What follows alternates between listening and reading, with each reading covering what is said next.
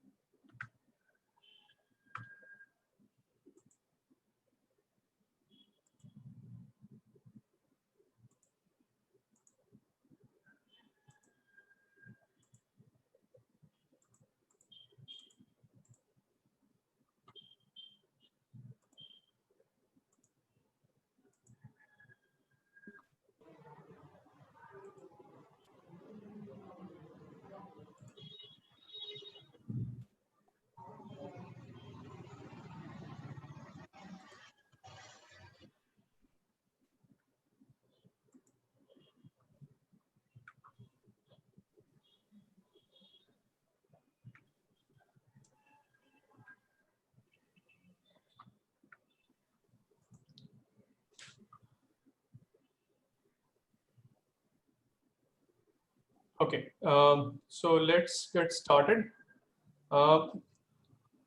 Before we get on with the new material, let's do some sort of a stock taking. I'm just sharing our course outline with you. So far, how many sessions did you have?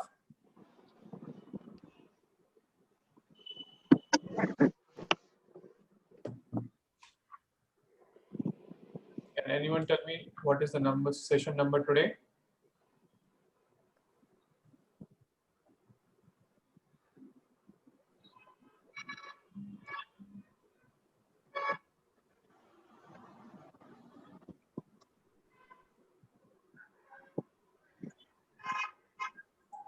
I think it's probably 9 session. Yeah, so today should be 10th session, right? Just let me check. We had a session on 10th, 12th, 17th, 19th, 24th, 26th, 31st we didn't have.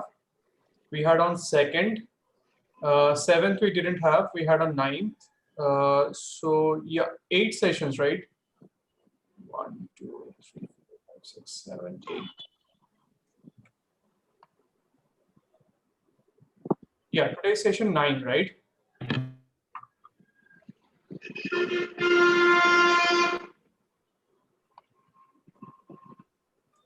Okay, so by that means we are yeah, today's 9th session, right? So far we have covered introduction to time series, ARIMA models, arch-gauge models. So we have basically ordered. You can see this particular Word file where we have the outline, right? Yeah. So yeah. So we are done. These two topics we are slightly altering the orders. Okay, so we have started with the market microstructure limit order book. So basically these 4 topics are not completely independent of each other. What I mean by that is that there are things which would be um, more gradual, and the discussion would be not independent of each other. So when we are talking about limit order book, we'll bring in the notion of algorithmic trading. We'll also talk about what high frequency trading means, and if there is a distinction between high frequency trading and algorithmic trading. Okay, so till today I'm still going to continue with limit order book and our discussion on that, and we will also see if we can model them. So far in our discussion regarding market microstructure, it has been more of a lecture type of a discussion where I give you certain inputs regarding the market microstructure. Okay, so I'm not going to go into too much detail about the pricing models because they may be slightly difficult for you to understand at this point of time. But we'll see what empirical phenomena do we observe in case of an intraday data, and we'll talk about one model, just one model. There is a decomposition model. We are going to talk about the decomposition model using actual intraday data, and how can we make sense of that. Okay, For that, we need to know a little bit about logistic regression. So today we are going to talk about logistic regression. Then we are going to see how we can apply that particular concept in modeling intraday data. Okay. Our discussion regarding high frequency trading and algorithmic trading is going to not revolve around modeling, because in itself is a subject altogether. But this will basically, what I'll try to do, considering that this is particularly of research interest to me, this particular domain of algorithmic trading and high frequency trading, I'm going to try to synthesize some sort of a aggregated information that we have so far, or our understanding of algorithmic and high frequency trading. We are not here trying to develop an algorithm, but I'm trying to share the literature or our existing knowledge base about what happens when you have algorithmic traders and high frequency traders in the markets. Okay, what sort of phenomena do you observe? What sort of changes have you observed after we have a huge influx of algorithmic and high frequency traders in the modern financial markets? Okay, once we are done with that, once you're done there with that, we'll move to portfolio model optimization. I suppose many of you would have taken the SAPM course, Security Analysis Portfolio Management course. Is there anyone who hasn't taken the SAPM course over here?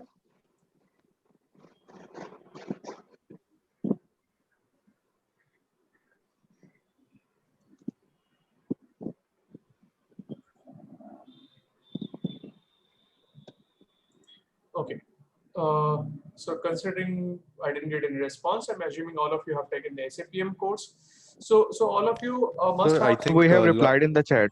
yes, sir. Sir, I think most of us did not take the course. Okay. Somehow the chat window doesn't come to popping up. Just a second. Achha. There are quite a few who haven't taken. Okay. So what I'm going to do in that case is that I don't want to do too much of an overlap, but the basic principles of SAPM or the portfolio optimization part of the SAPM course that I'm going to discuss briefly. Okay. Then what I'm going to do is that I'm going to move to how you can apply that. See, Excel and R. So far you have seen most of my analysis I have restricted to R. The reason being its ability to handle large data set. So far we haven't used too large of a data set, but in practice you may have a very long time series where Excel may not be equipped enough. Okay, and you have also seen that there may be several plugins available where AR or similar ARIMA models or Gauss type models can be done in Excel also.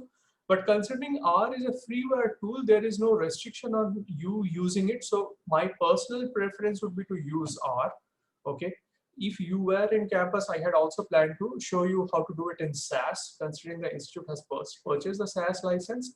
But considering you, because you're not in campus, I don't think you'll be able to get SAS in your terminals. So I'm not continuing with that idea. So ASAPM, what I'm going to do is that we are going to briefly talk about the, so you see today I'm going to, let me share my screen again. Okay, so again, today I'm going to talk about the market microstructure limit order book. So we're going to resume our discussion on limit order book, talk about logistic regression first, then continue our discussion on what we see in the market as market microstructure. In our next class, which is on Wednesday, I'm going to talk about what I know so far about algorithmic trading and high frequency trading. Okay, so we are not doing too much of analysis in regards to algorithmic and high frequency trading because getting data on that in itself is difficult.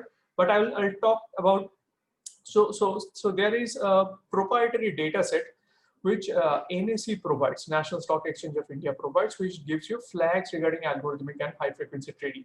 Now I have access to that data. I had access to that data, but right now the institute doesn't have permission to share that data so far. So what will happen is that I'm going to show you the data set that might be available for you when you go into trading or when you are working as a professional, and what sort of sense you can make out of that data. But I am not at liberty to share that data with you. Okay, so I'm going to show you some data regards to high frequency and algorithmic trading, but per se we are not doing any analysis on that.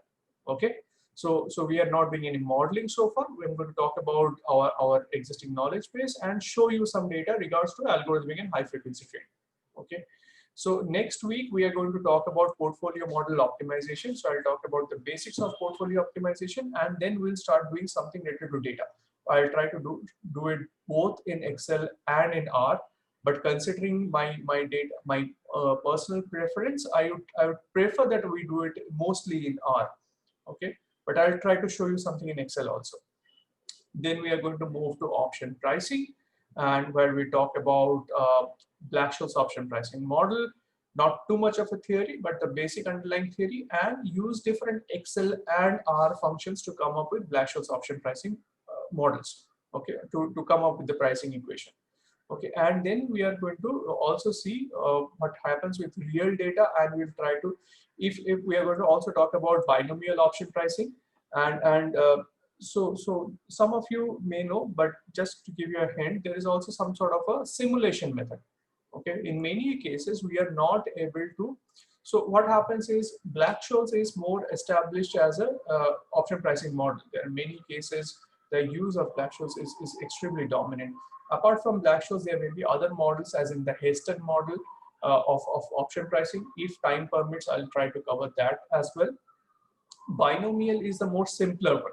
So I'm going to talk about the binomial option.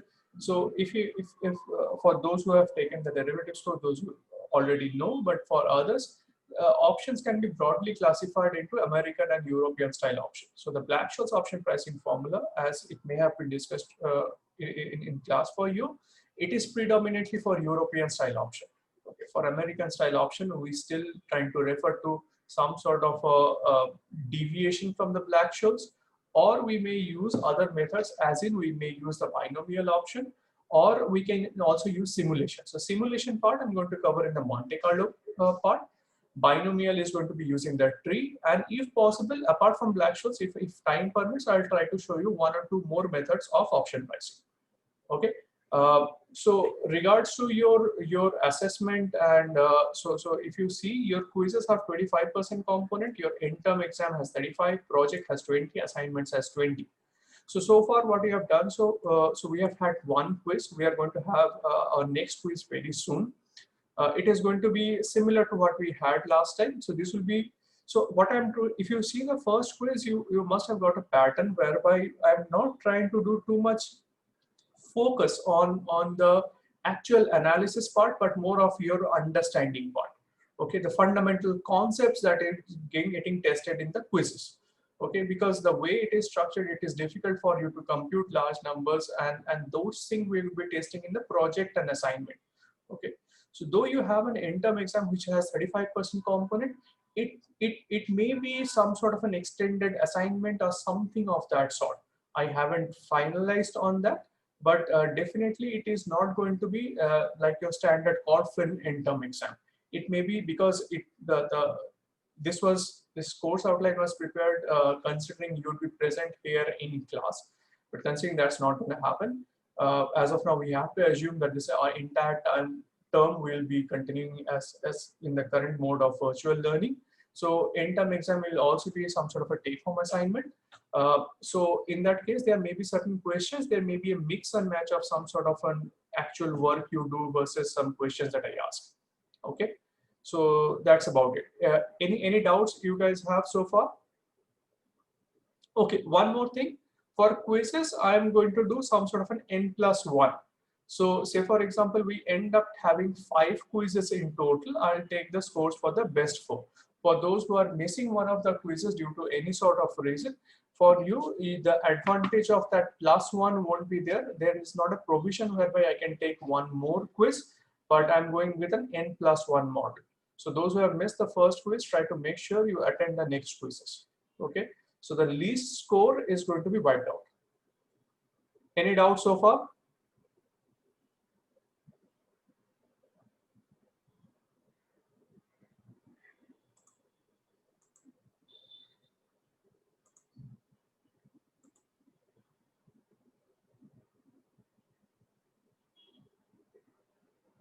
So it's all clear, right? No doubt regarding where we are and where we want to proceed. Okay. Great. So yeah, before we get into logistic regression, any doubts regarding our last class? Any doubt regarding the material covered so far?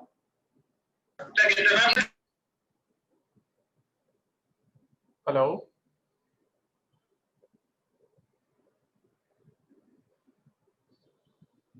Was there a question?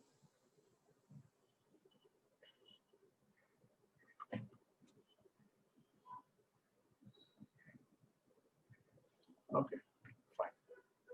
So let's see what they mean by logistic regression and why it might be important for us.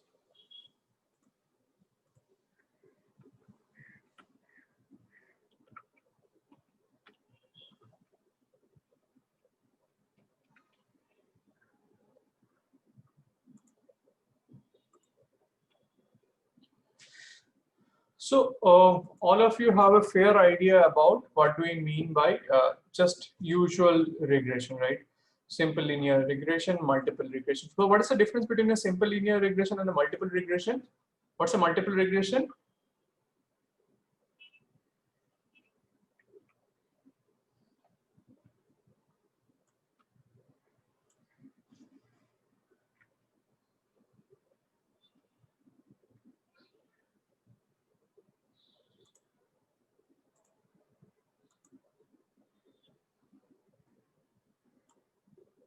Good. For a multiple regression, there may be more than one independent variable. Okay. So you have a fair idea about dependent variable and independent variable. Okay. So in case of, so what does a regression test per se? What does a simple linear regression? Forget about multiple linear regression. What does simple linear regression test for?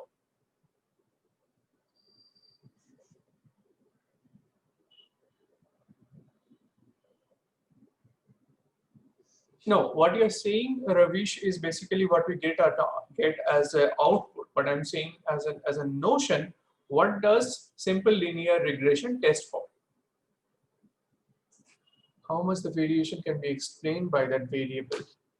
Okay, but think about your ARIMA models. Doesn't that also do that? Doesn't it tell you how much of it can be explained? Minimize sum squared. Okay, so let's try to clarify this because I see some doubts in your concepts. How much independent variable influence dependent variable? Okay, so you're trying to see some sort of a relationship. Although this is correct, then it needs to be more precise, Mukul. Okay, how much of the variation can be explained by the variable? This is true, but this is actually a measure of the goodness of fit of the model. Okay, so in order to come to test how good your regression model is, this is what you finally end up seeing. How much of the variation in your dependent variable can be explained by this particular independent variable. So let's say x and y. If y is your dependent variable, x is your independent variable, you're basically saying that how much of variability in y can be explained through x. Okay, that's some sort of a measure of the goodness of fit of the model.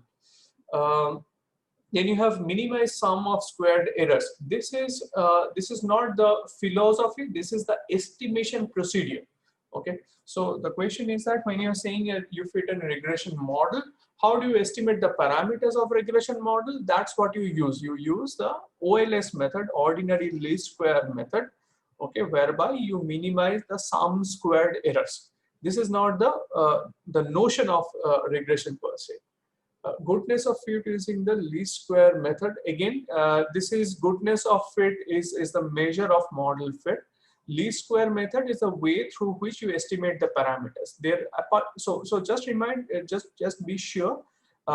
Least square is not the only way whereby you can estimate the parameters. Okay, this is least square is one of the ways. So OLS regression is one of the ways. It is the most popular, but there may be other ways of estimation also. Okay, so let's not get into that right now. Forecast.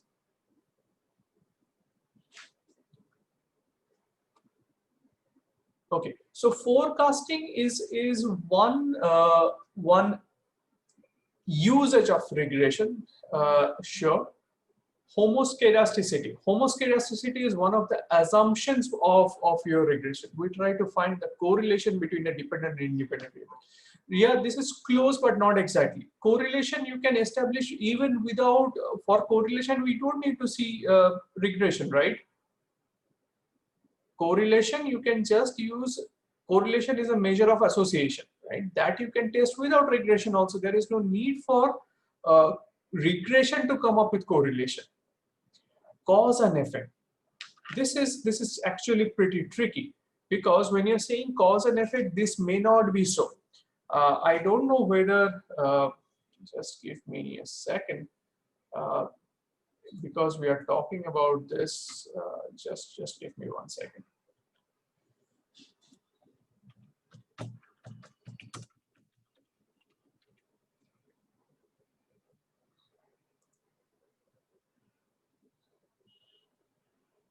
Okay, let me show you. Before I do that, let me, do any of you have any doubt regarding what correlation states? Any of you have doubt regarding correlation?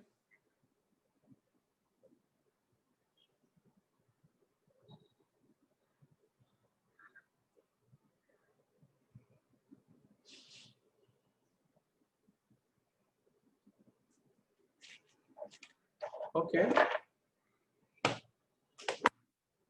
So all of you have a fair idea about correlation, right? Let's see.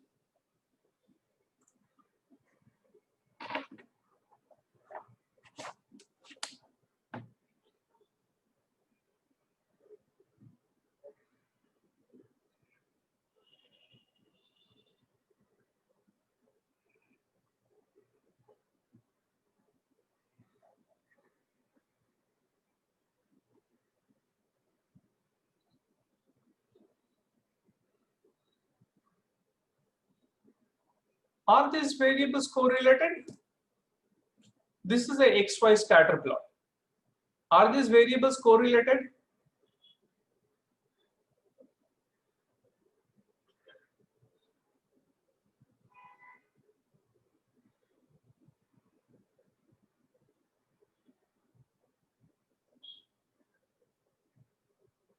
Okay. So you can identify that initially I had drawn with blue dots, now I am drawing with red dots. Consider just the red dots. Are these variables correlated?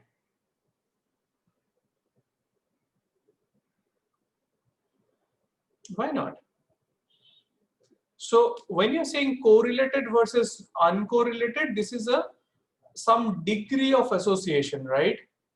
When you are trying to find it out, it will be a value within.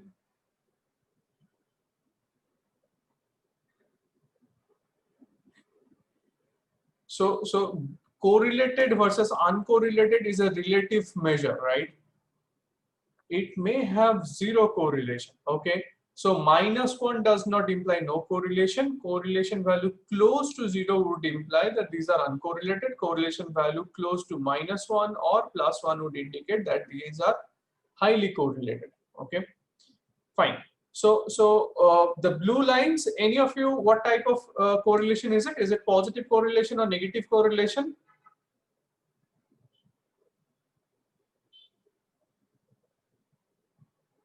Okay, good. So the blue line signifies negative correlation, right? So if you are trying to draw something, it would be something like this to the blue lines, right? If you are trying to come up with a regression model. Okay.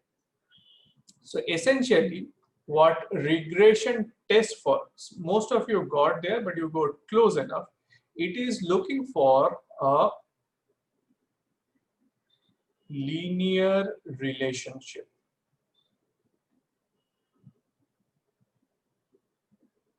This is extremely important.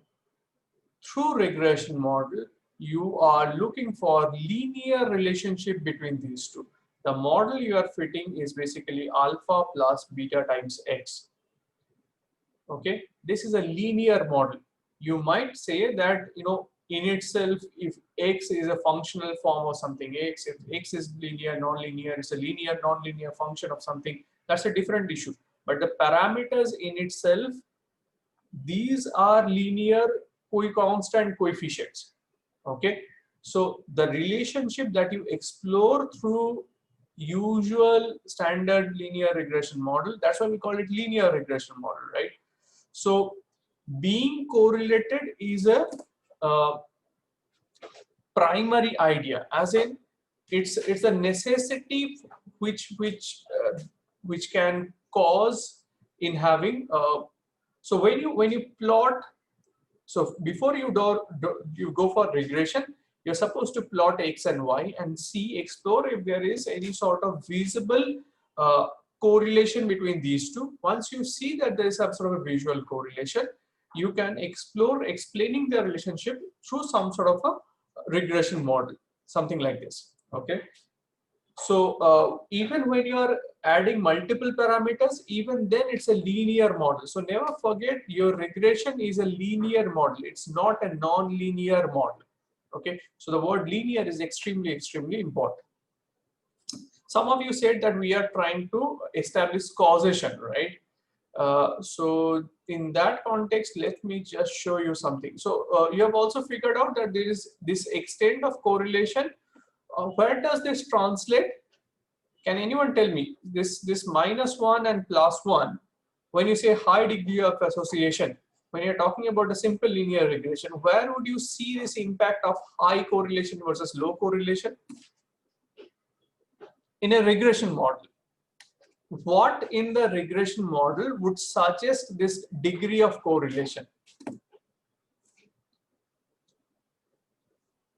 Beta? Anything apart from beta?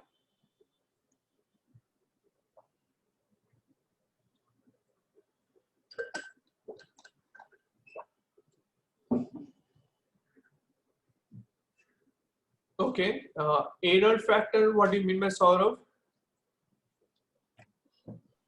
What do you mean by an error factor? By error factor, I mean like what is the error which we are getting, like from the predicted value and the actual value, what is the difference in that?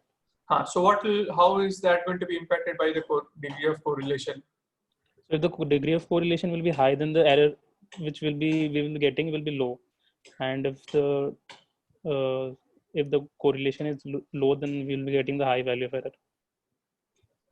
Okay, okay, fine. That's one way to look at it. Anything else? What happens to the significance of beta? Will beta be more significant or less significant if the degree of correlation increases or decreases?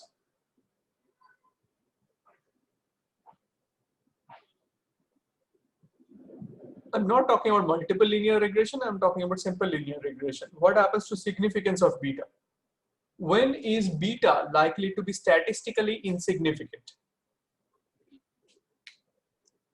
If I say beta is statistically insignificant, what do you imply about the correlation? Mridbhai, is not necessarily correlation value is 0. Correlation 0 is absolute random behavior that happens very rarely in practice. But yes, correlation value low can result in your beta coefficient being statistically insignificant. Okay, fine.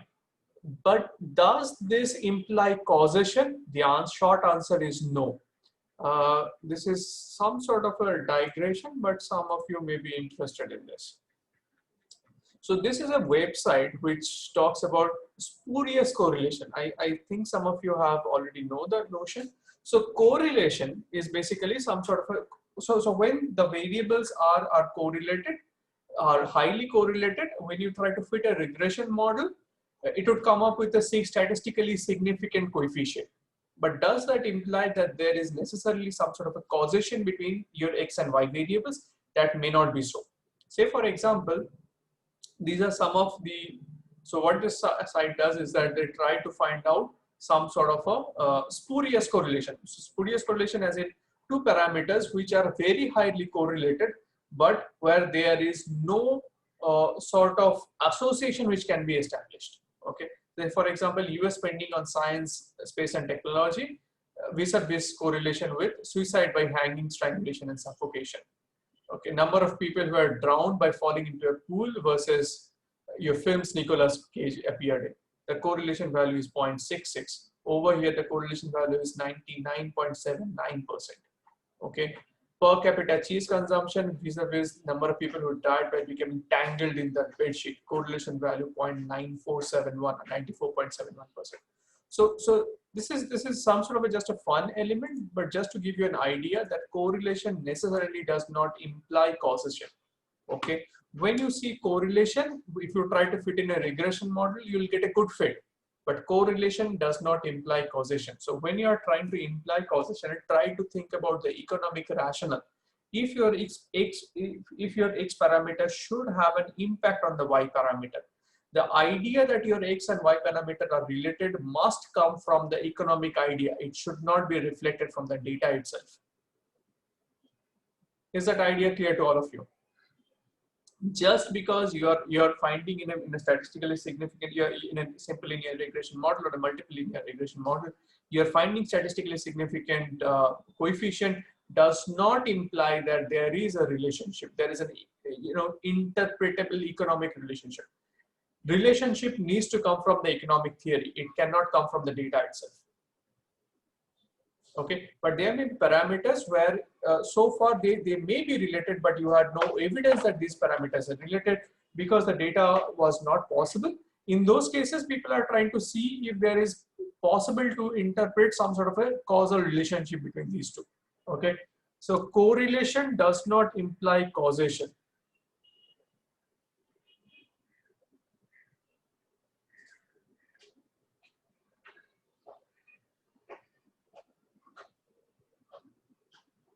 Okay, be very careful about this. Okay, any doubts so far? It's clear, right?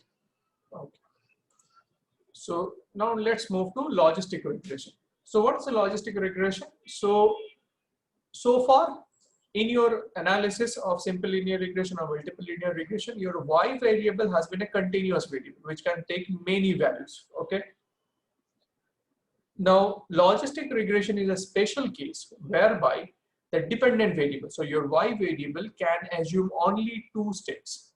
Okay, it's a some sort of binary variable. It can take 0, 1. Now you can say that is this how much of it is practice? You can interpret this 0, 1 as a binary state which can be applicable or extended to many cases, as in it's a yes no problem. Okay, is it likely to will it fly or will it fail? Okay, are you going to pass or are you going to fail? All of these are binary states, right? So if you are in your regression model, if you're dependent variable, we are not talking about the independent variable. Okay, in your simple linear regression model also, in many cases you may have used dummy variables. Okay, dummy variables. So your x variables have been dummy variables. We are not talking about the x variable. We are talking about the y variable. So in case where you have your y variable and there's a binary state of your y variable, in those cases we use the logistic regression. So logistic regression is also known as your binary logic.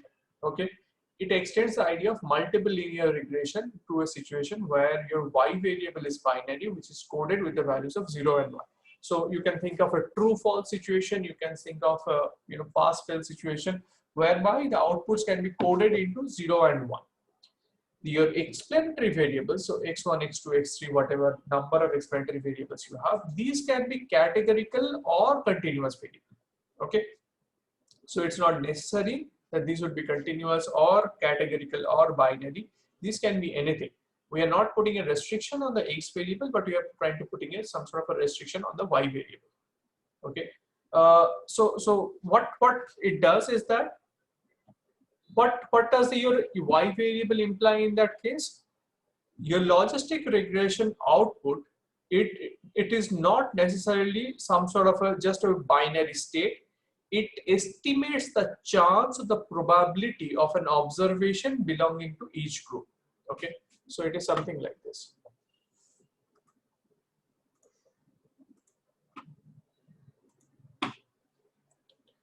So you have an x variable, you have a y variable. So let's say you have an x1, x2, and your set of observations. And your y variable is 0, 1, 0, 0, 1, 0, 1, something of that sort. This one, yes, no, or something like this. These, let's say both of these are continuous variables. Okay. So say for example, if you approach a person for becoming, say for example, you approach a person to become a teammate. Okay. What is the probability that the person will say yes? So again, I'm talking about probability. So in a logistic regression model, you finally estimate the probability of y being 1, or the chances of success. It does not tell you whether it will be 0 or 1. It will give you the probability of y being 1. Okay. Is it a probability? Is it a transformation? Something of that sort. We'll see it very soon. Is it clear so far? Okay. So let's take a simple pass-fail example. Okay. What do we mean by that?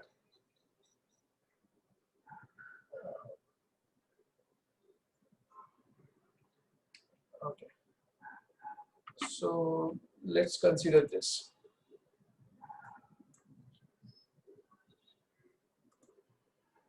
All of you can see my R screen, right?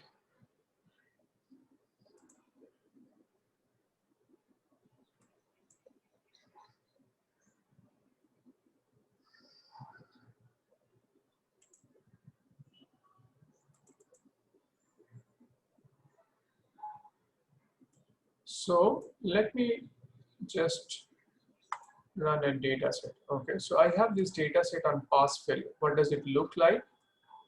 Let me just show you. I have 20 observation. Okay, and I have only 2 parameters. I have hours of study versus a student passing in an exam or failing in exam. Okay, so the first observation states that, let me enlarge it a little bit. These are only 20 observations. So let me just, yeah, you can see this, right? So we have 20 observation, the number of hours someone's spent in studying, and or different people. So these are 20 people, we got the data.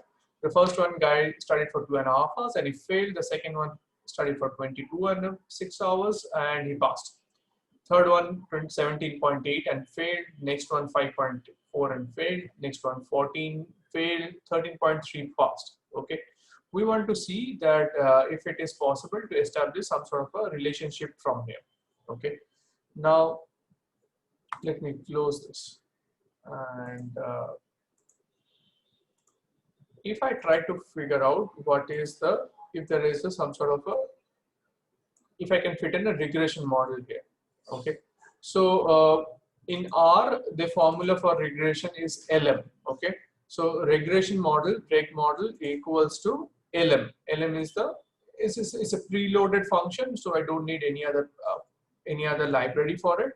So LM pass fail is a simple linear regression. So pass fail, I'm regressing it on hours of study. Okay, the data being pass fail, and I'm running it. It has stored it. Now I want to see the summary. Okay, now you can see the output, right? Now tell me, what do you interpret from this regression output?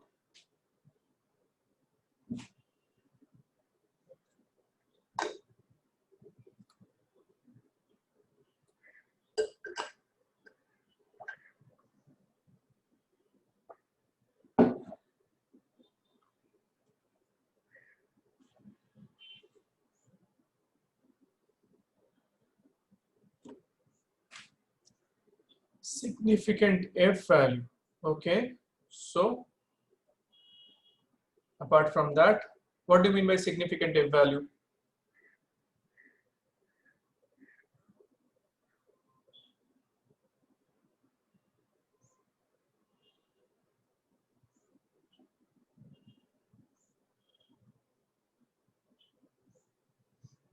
significant model. So let me just plot it. Okay. So what I'm trying to do is that I'm plotting hours of study, pass fail. This is just to give you additional insight.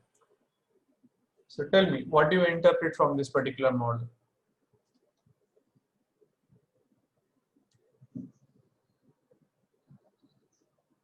Guys, this is easy. Tell me, what do you see from the data? If I asked you that I ran this regression model and this is the output you see, tell me how you interpret this model.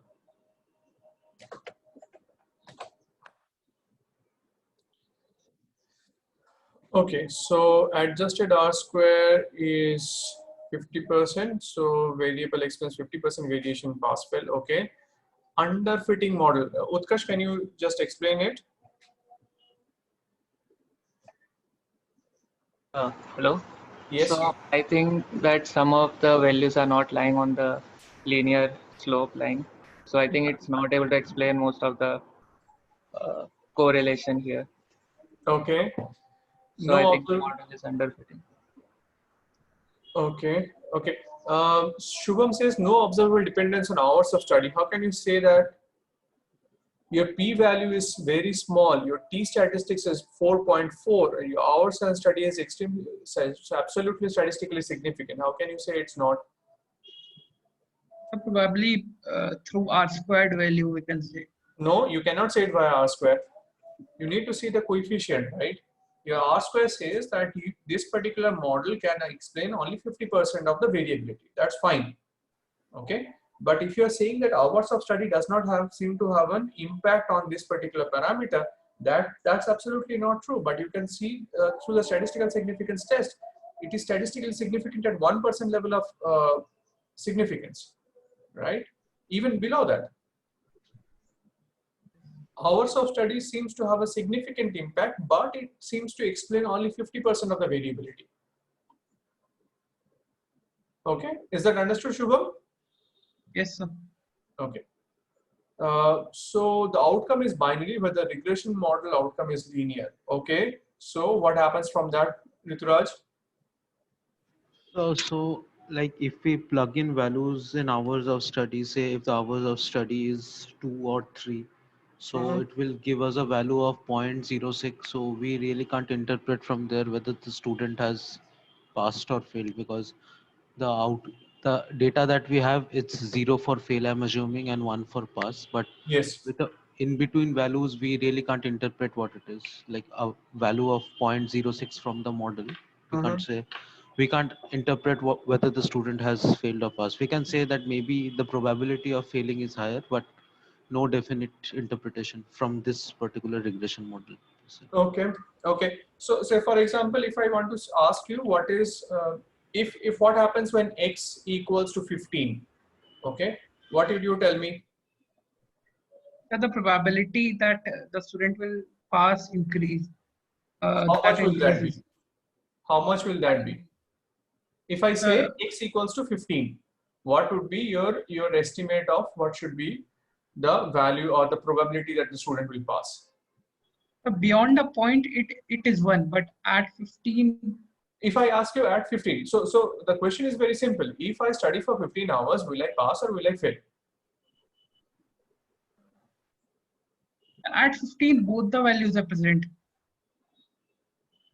No, both the values are present. It's okay, but just based on the regression model itself.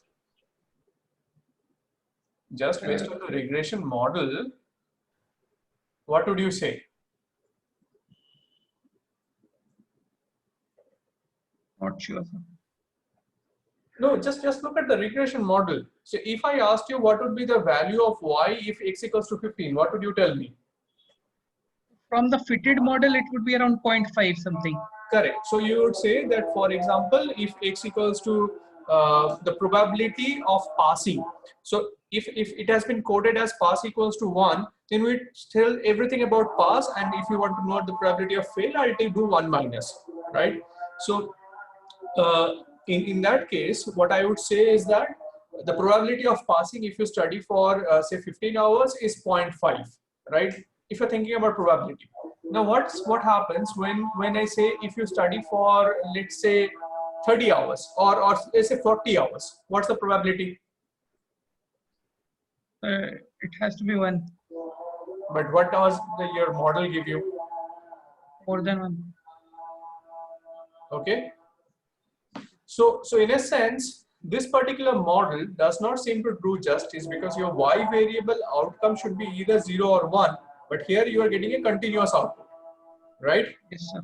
Yeah. Yes, sir. So what we want to do is that we want to change this. So how do you see that? Let's talk about it.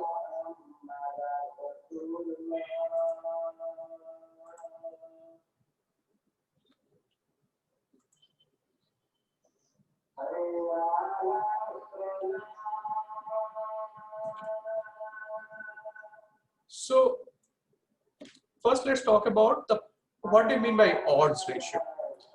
So the probability of a particular event happening, so we want to fit something different, as in we want to calculate the probability of it versus it actually happening. So rather than estimating it as 0 or 1, we would like to calculate the probability of y being 1.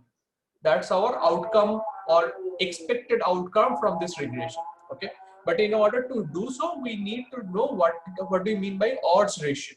Why do we need odds ratio? We'll soon figure it out. So say for example, we have a event, okay, whereby the probability of success is 0.8. We mostly try to refer to as probability, but odds ratio is extremely popular also. Can you tell me one of the popular cases where we seem to use odds ratio for explanation rather than using probability? In the field of betting, sir? Yes. When you're placing bets, we often tend to refer it as your odds. What do you mean by odds? Odds is basically defined as probability of success to probability of failure. Okay. So say for example, this particular event where probability of happening is 0.8, the odds ratio would be defined as 4 to 1. Okay. Just a ratio of probability of happening versus probability of not happening. If probability of success is 0.5, your odds basically become 1 to 1. So transformation from probability to odds ratio is monotonic, as in if probability goes up, this also goes up. Okay. So odds increase will result in probability increase. But this is something interesting. Well, probability ranges from 0 to 1, your odds ratio changes from 0 to positive infinity. Okay, be very careful about this. Probability ranges from 0 to 1, but the corresponding odds ratio can reach to 0 to infinity. So what you are trying to do is that change the model in a way whereby this becomes some sort of a transformation. So in your usual regression model, you come up with a y variable which is continuous. Okay, so but in your desired case, y variable needs to be bounded within 0 to 1. Okay, so what you're doing is, first transformation you're doing is that you are using some sort of a log of, you're using odds ratio. Okay, by using odds ratio, you're just scaling that 0 to 1 probability to an odds ratio which can range from 0 to positive infinity. Okay, now from this odds ratio, we are doing one more transformation which is known as log of odds. Why do we using log of odds? Because this, while we are taking log transformation, this 0 to positive infinity, just think about any value more than 1, more than 0. What happens when you take log transformation? What happens when you take log transformation? What happens to the values? Can you take log transformation of negative values?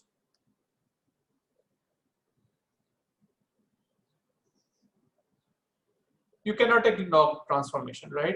So log transformation is often used to scale values, right? So theoretically, if some variable, so again, some sort of a side question, in your regression model, when do we use log transformation for some of our x variables?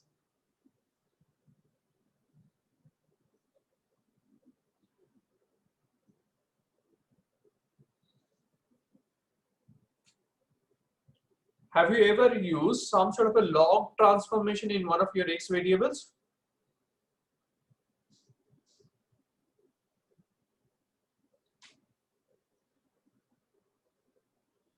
returns is when you use for the y variable, right? You can use this for x variables also, but that's a different way of calculating returns altogether. Scale problem, I would say, is the primary reason where we often tend to use the log transformation. But remember, when you're taking log transformation, the relationship you are establishing is also with the log of x or log of y.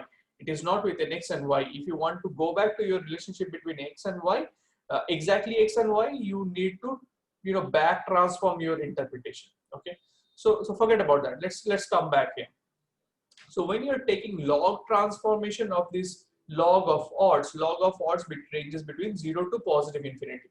So any value between 0 to 1, this will become a negative number, right?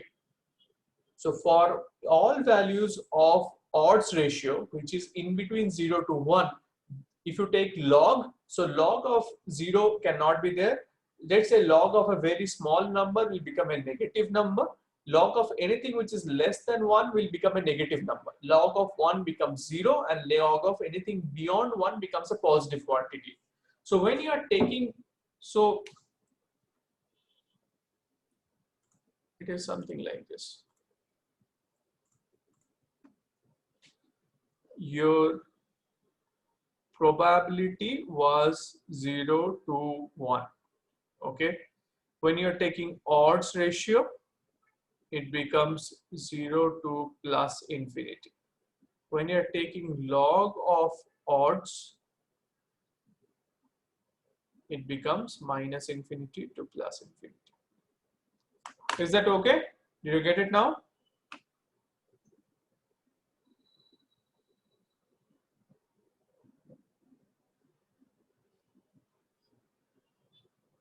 Any doubts so far?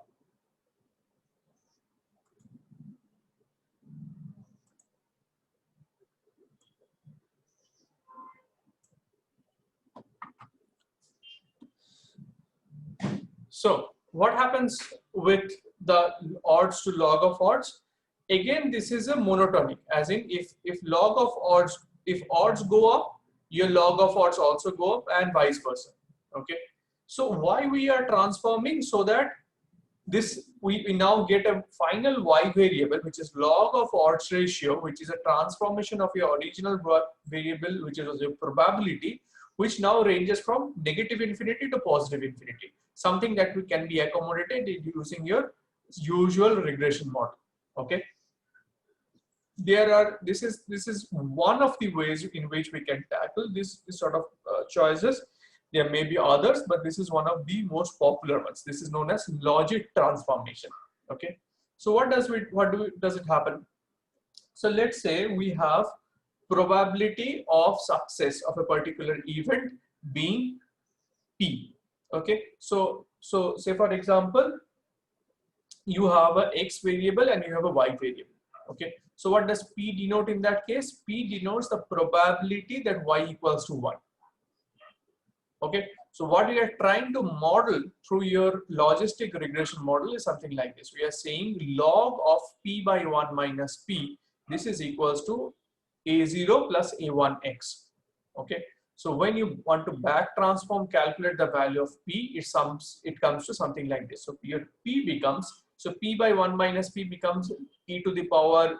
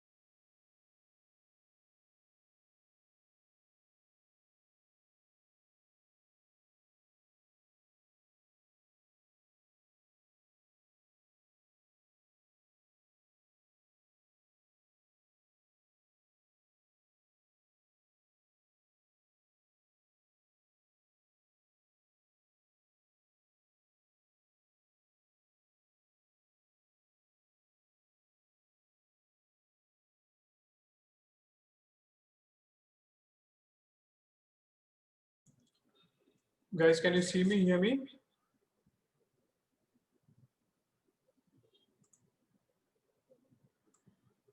Okay. So there was a network issue from Zoom. That's why I got logged out. So we'll resume our class in 10-15 minutes. Okay. We'll resume at 1 o'clock. Okay. We're taking a break right now. We'll be back at 1.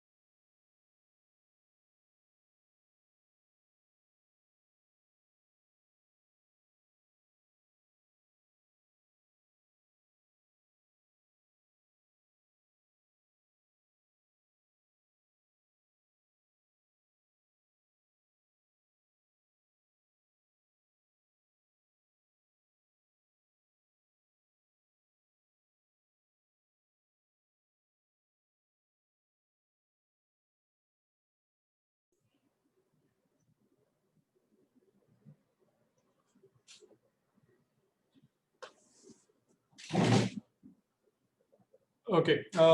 So guys, let's resume our session. Sorry about that particular problem.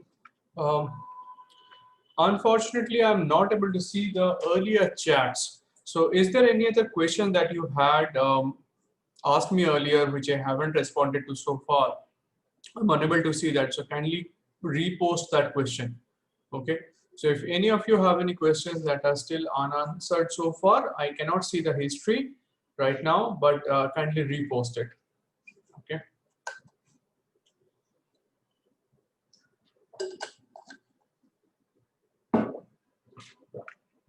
Okay.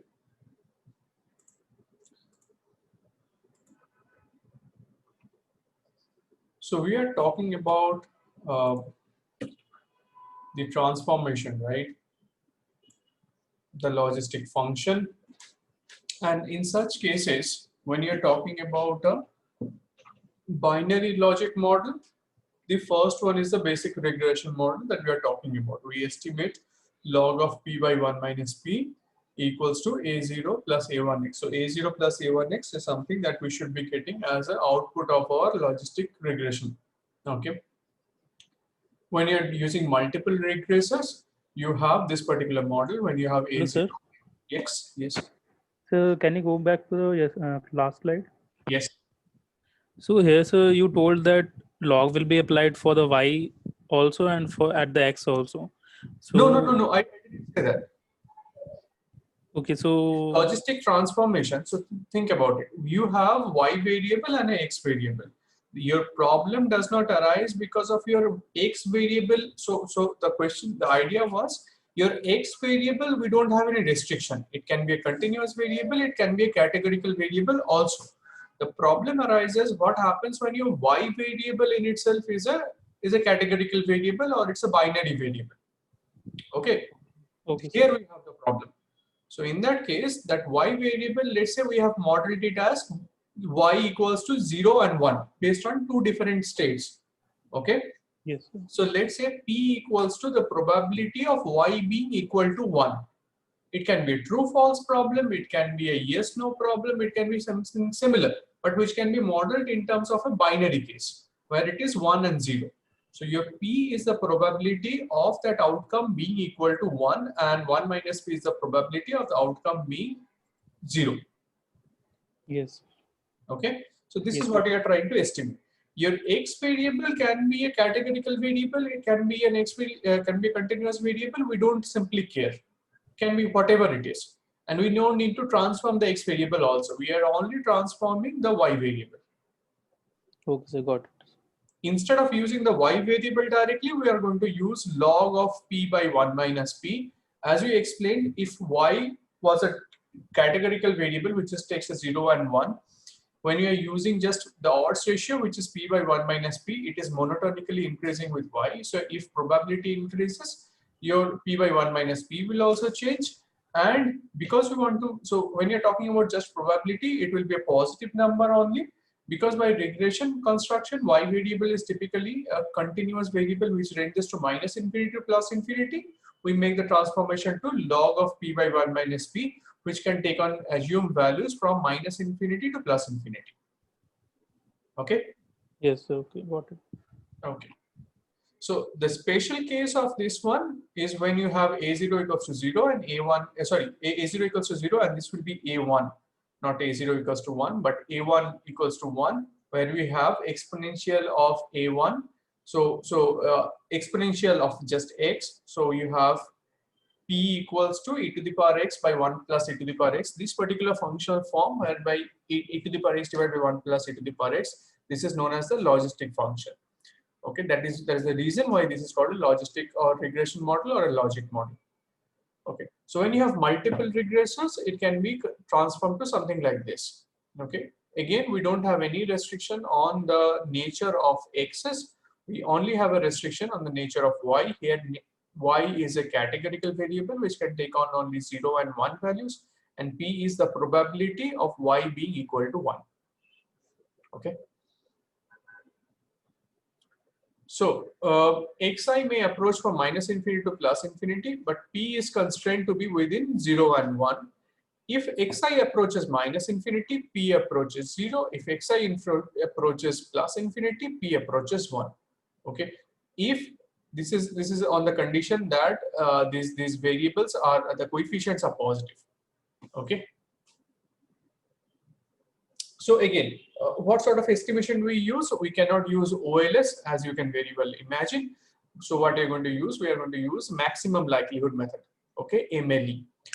It is estimated. There are similar R-square methods, which is known as Cox and Snell, Nagelkarke R-square. Okay. Again, if you are using Cox and Snell R-square, it cannot be R-square cannot be 1, even if the fit is perfect. So basically we use Nagelkarke R-square. But these are considerations that we are not really bothered right now, because we want just to apply this notion of this particular R-square. Okay. So this is just some additional diagnostic about your logistic regression model. Okay. Hausmann-Levashov test is basically test for the goodness of fit. Okay. Whereby the large p values in that particular output would suggest your model fit is good. Okay. We are not going to see everything. Yeah. So this is what is the maximum likelihood method does. We want to, so you know this particular form. Forget about this particular product sign in front. This particular functional form you know as your binomial distribution, right?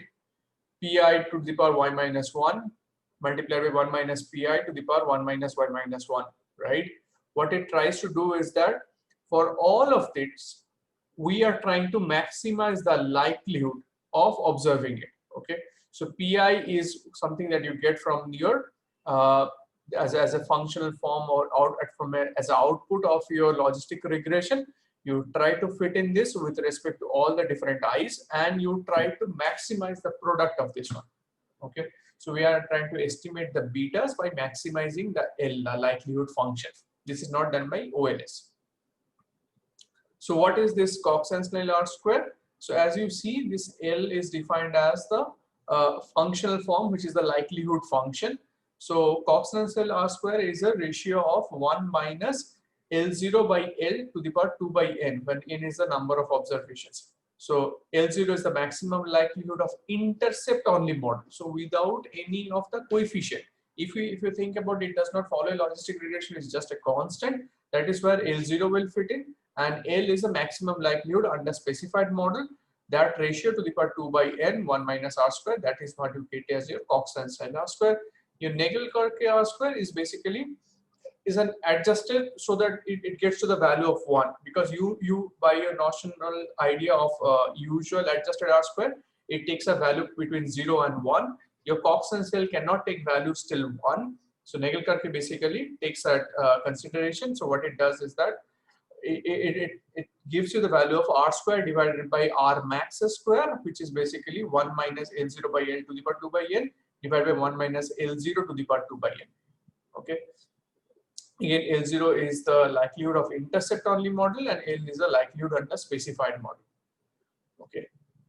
You can also have, in some cases, this is a special case, just know that it can be done. We are not going to talk in detail about this one. So you have, in some cases, categorical variables where the outcome variable does not take only 2 states, but more than 2 states is also possible. Okay. So in that case, that can also be fitted, or that can be also accommodated in the logistic regression. But instead of using just the usual logic model, we use multinomial logic. Okay. So what happens is that, let's say the outcome variable can have 3 states: yes, no, and maybe. Okay. Now, how do you model that? Because it's not a binary choice anymore.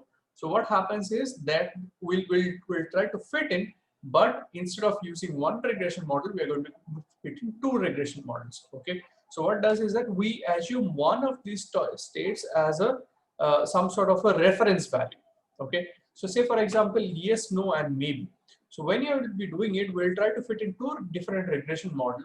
In one case, we are going to assume log of, so typically you had log of p by 1 minus p. Let's say there are m, so there's j and m. So say for example, we are trying to estimate pj by pm. Okay, where this is one of the states, and there would be a second equation. So for example, it would be something like this. So probability, log of probability of yes divided by probability of no, that will be one regression equation, and log of probability of, so let me show it here.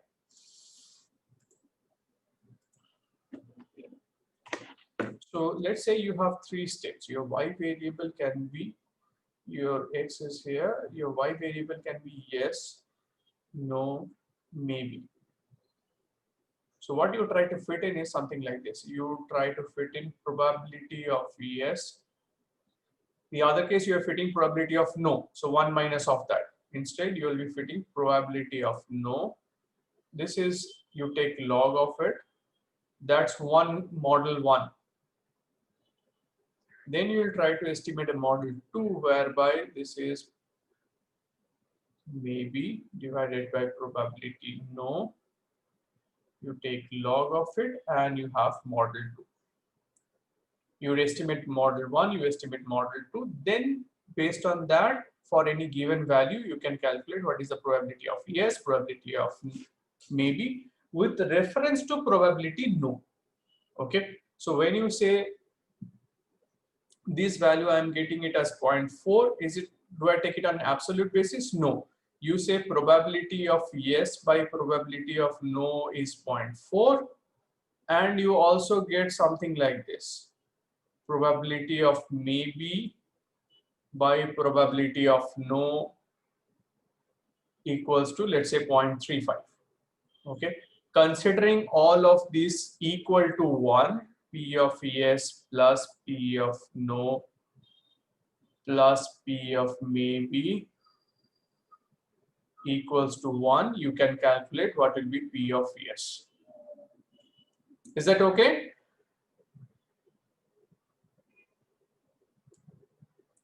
So by that, your P of no will become 1 by 1.75.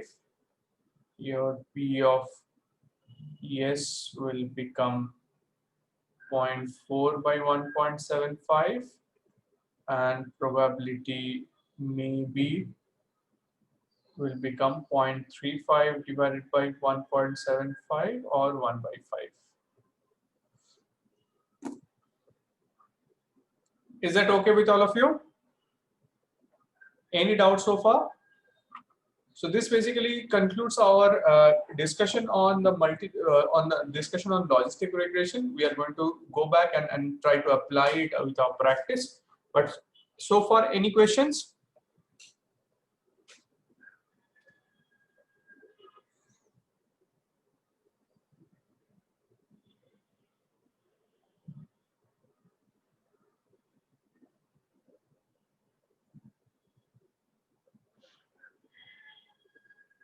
Is there a rule behind choosing reference values? No.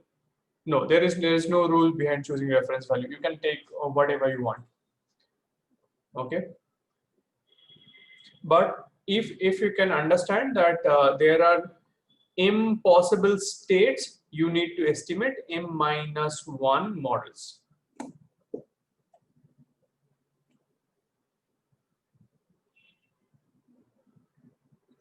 Okay. Okay, now let's go back and try to do this for our given example, and then we'll move to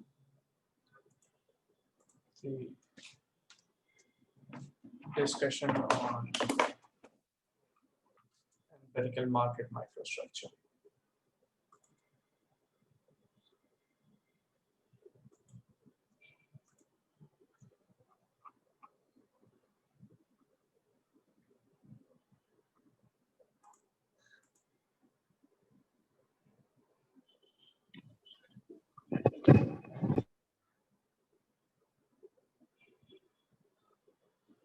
Okay. So now let's move to this one. Okay. So this was what we had so far, right? We had read the pass-fail values and we had plotted this. Okay. Now I'm going to use a different version. So I'm going to use GLM and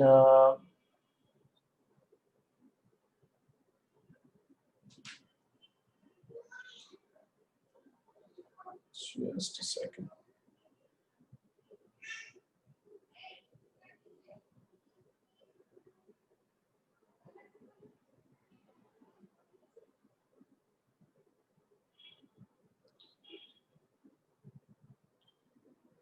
Data equals to pass fill. I need to specify the family as binomial.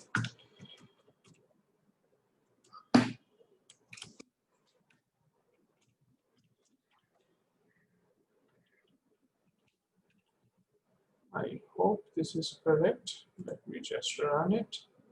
And now let's see the summary of this regression model. Okay, yeah. So now you have it. Okay. So what you see here is that the model that we have fitted here is slightly different. So you have your intercept as minus 6.39, hours of study coefficient is 0.44. Okay, so what does this exactly mean? It means the fitted model is that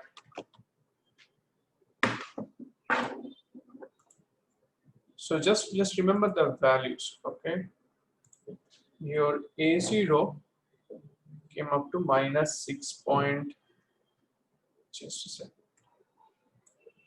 yeah, minus 6.39, and your A1 became 0.44. Okay, so what does this indicate? So P of 1 minus P log of that equals to minus 6.39 plus 44 into hours of study. Okay, so if you say someone studied for 10 hours, so your X becomes 10, your log of P by 1 minus P, this becomes minus 6.39 plus 0.44 into 10, that means minus 6.39 plus 4.4, so minus 1.99. So P by 1 minus P becomes e to the power minus 1.99. From here you can estimate the value of P. Okay, is this okay, guys? How do you make sense of this one? Hello, sir. So can you show the code that you added for logistic regression? Yeah. See, the other one was just we are using LM, right? Here instead of LM, I'm using GLM. Okay. The parameters remain same. I'm estimating pass fail on hours of study. Data is still pass fail is the name of the data set. And I added family equals to binomial. This is the change for the logistic regression. Yes. Yeah. So when I summarize, this is what I see. So this, let's see if I want to add it to my existing data, existing plot, how does it look like? So I am estimating a log function, which is basically 1 plus 1 plus e to the power exponential of 6.39 plus 0.44 Pascal hours of study. So based on the current values, if instead of using a simple linear regression model, if I was using a logistic regression, this is how it would look like based on my existing plot. Can you see the change in the plot? Let me enlarge it for you and share this chart. Okay, so you had the blue lines which you got from the usual regression line, right? And you have these red dots now. These red dots are the fitted from the logistic regression. Okay, as you can see, this takes shape of some sort of an S curve. Okay, because it would what it is doing is that essentially it is transforming it in such a way that the values would be either closer to 0 or 1. Okay, and it does a better job because it cannot take any intermediate values. Okay, so this value of say which this particular point that you can see which corresponds to the fifth blue dot from the left and the red dot just underneath it. Okay, this one you can see. If you have it here,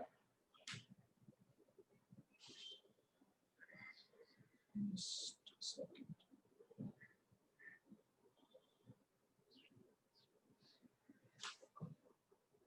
Yeah, this particular dot indicates that the probability estimated by this one is going to be close to 0.95 or something. Okay, but under no circumstances from this logistic regression value, whatever hours of study you put in, any sort of positive quantity, it is going to be bound at 1. The upper limit is capped at 1. It cannot go beyond 1. Okay, any questions?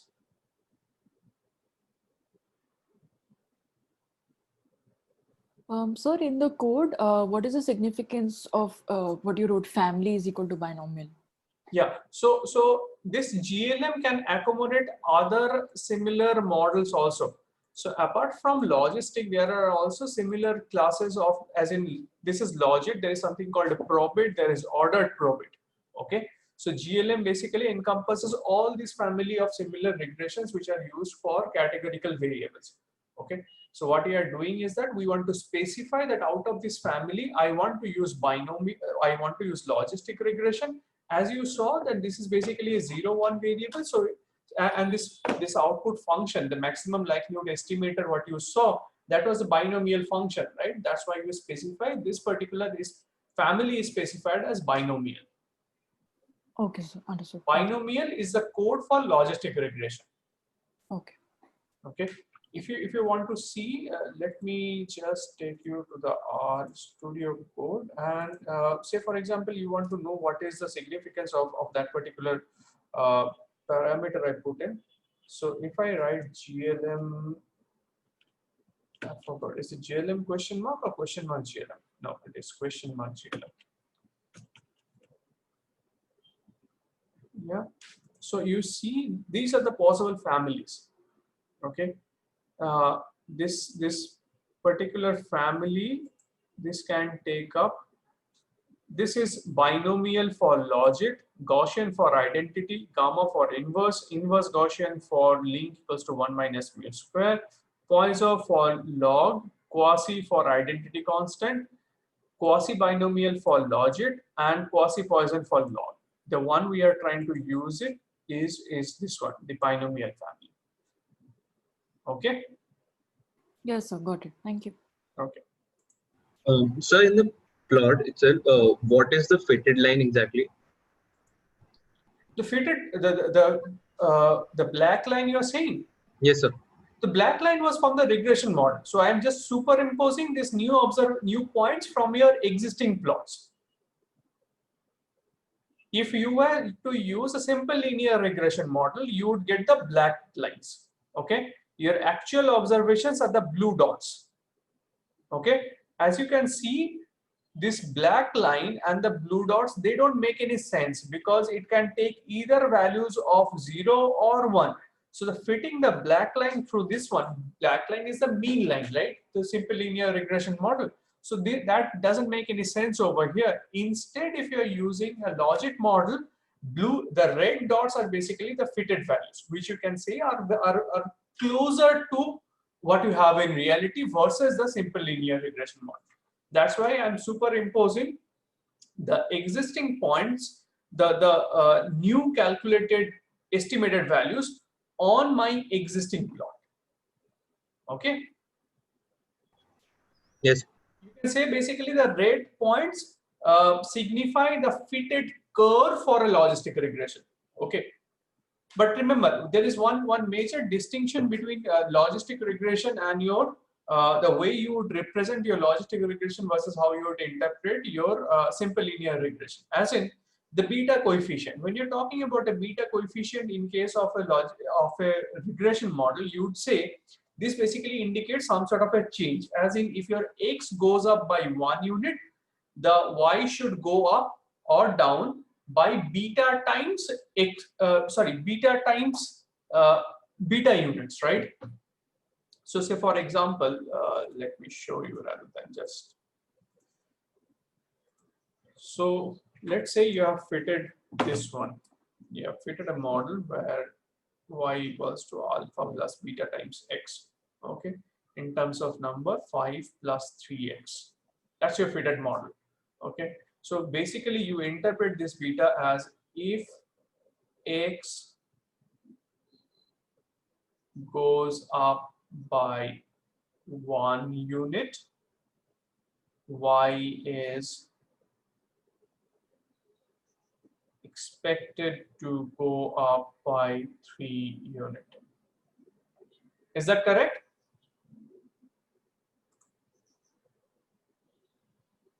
No. Yeah, correct. So the relationship will be of log of odds, but because you need to transform it, you cannot say the statement directly about the probability also. Okay.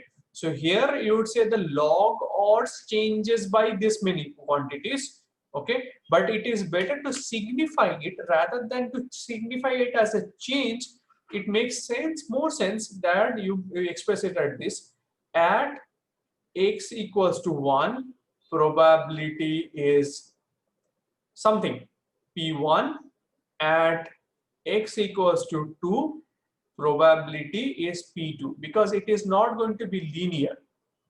If you say at x equals to 3, your probability is p3. Here, if I give you these two, you could estimate. If you are simple linear, you can say I can extrapolate, right? It is a linear function. Here it is not a linear function. So you need to estimate it at every possible value of x if you are trying to explain it. Okay. Clear, right? Okay, so we are done with the basic of logistic regression. Anything additional if I want to tell you, I'll post some additional material. Not right now. Okay, regarding the goodness of fit and R squares, how to come up with those. We don't have too much of time. I'm running out of my main. I am running out of time to discuss my main idea. So let me skip that for now. Okay. Any doubt you have? So we are done with our discussion on logistic regression. Now let's come back to our discussion on market microstructure again. So I think we are done with this mechanism of trades, right? So we talked about the different type of markets, as in different mechanisms of trade: wall Russian auction, bargaining, sequential bargaining, call market, and your continuous market. Okay. The continuous market we also discussed can be either a code-driven market or an order-driven market. So we'll see what most of these mean. Okay. So there is this concept of liquidity. Now, liquidity is an extremely important concept in the context of market microstructure. What does liquidity mean? Unfortunately, there is no one single definition. Okay. Broadly, we say it as an idea of liquidity would imply that a market which is liquid, you should be having the ability to trade when you want to trade. So if you want to buy or sell a particular quantity, the market should have the capability to execute that trade at that given point of time. There is no formal definition, and most of the definition are context specific. Okay. So as just mentioned, there is this notion that in liquid market, you can trade a large amount without moving the price very much. Any price perturbation caused by that trade will quickly die out. So say for example, if you want to buy a large quantity, what will happen in a typical market? What do you expect?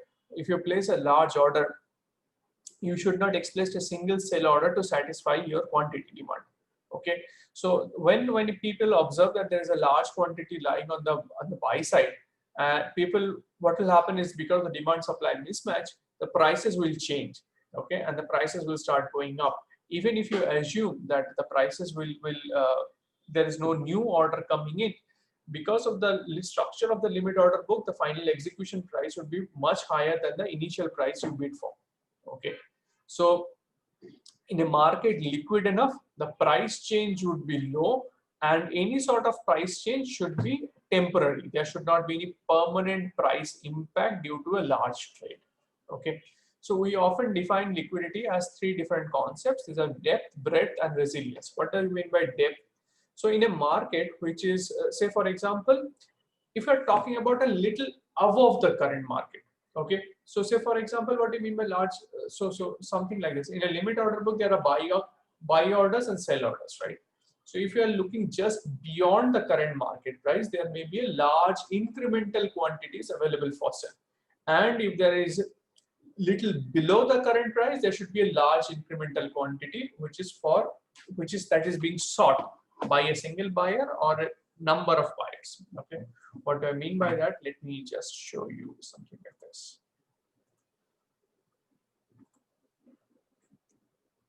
So let's consider a snapshot of a limit order book. Okay, so in a limit order book is, again, limit order book as a notion is a snapshot. Okay, in your mobile phones you have a screenshot. This is snapshot, as you mean it gives you. So your order is basically, if you think of about stock and flow, your flow is basically all the different orders coming in at different time intervals. And if you are looking for the picture at any point of time or the slides at any point of time, that's what you get through the LOB. Okay, so it gives you the current outstanding buy or picture of current outstanding buy and sell orders. Let's say at a given point of time, let's say this is the buy side or bid and ask. Okay, so bid is basically placed by those who are willing to buy and ask is those who are willing to sell. Okay, so say for example, there will be two terms, at least two terms, which is price and quantity. Let's say the last trade happened at 100. Okay, price point of 100, what the last traded price. So last traded price is 100. So from the bid side, you would find prices which is higher than that or lower than that.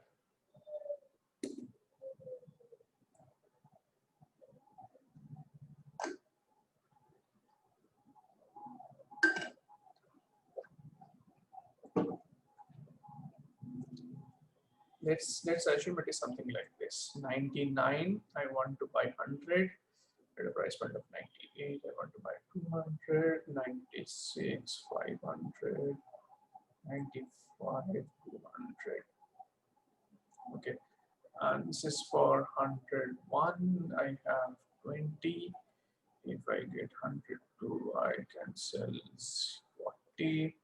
105, I can say 100 quantities, and 106, possibly 300 quantities. Okay, so it is something like this. So this is a snapshot of a limit order book. These are outstanding orders. This may be placed by different traders. Okay, so this guy is saying that if the price is 99, I'm willing to purchase 100 quantities. This guy is saying that if the price is 98, I'm willing to purchase 200. If someone else is saying that if price is 96, I'm willing to purchase 500. If price is 95, it is going to be 200. Is this monotonically increasing or decreasing? Not necessarily. Is this monotonically increasing or decreasing? Absolutely. Prices over here should be monotonically decreasing in the bid side. In the ask side, they should be increasing. Okay. So at 101, someone is willing to sell 20 quantities. At 102, someone is willing to sell 40, 105, 100, 106, 300. At this point of time, there is no trade happening. Okay, will trade happen in future? It depends. When a new order comes in, if someone says that I'm willing to purchase at a price point of 101, that guy is basically matching these guys. So there will be trade happening for 20 quantities. Okay, did you get this one? Is this okay?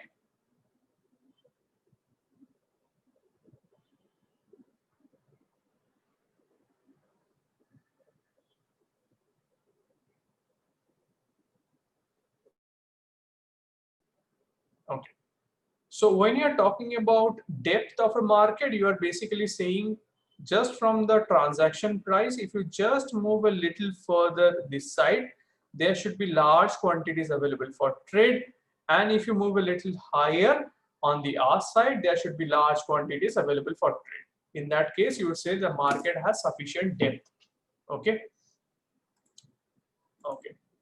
What next? You have breadth, as in there should be multiple participants in a market. When you have that, you say that the market has enough breadth. Okay, and there should be something called resilience. What do you mean by resilience? So price impact.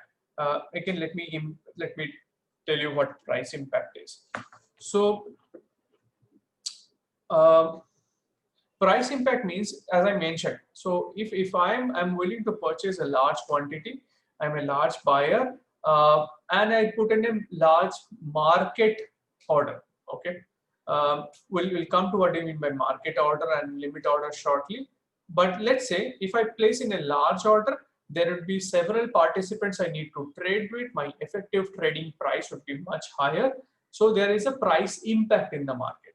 But if this is not based on any new information that I am trading and the market is liquid enough, the short-term price impact should be cancelled out very soon. Okay, a single player should not have the capability of changing the transaction prices or the traded prices significantly over a large period of time. If you don't have it, then you say the market lacks resilience and the market is not liquid enough. Are all these three terms okay with all of you? Any doubts so far? What do you mean by depth, breadth, and resilience?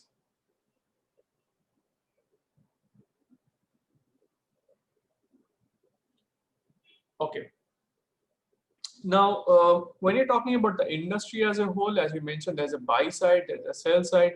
So often we talk about these positions. I'm pretty sure that based on your placement activities and all these things, you are already introduced to these terminologies, but let me just quickly run through them just for the sake of clarity. So buy side of the trading industry typically refer to the investors, borrowers, hedgers, asset managers, gamblers. Okay, these can be individual, corporate pension fund, insurance fund. These are all type of investors.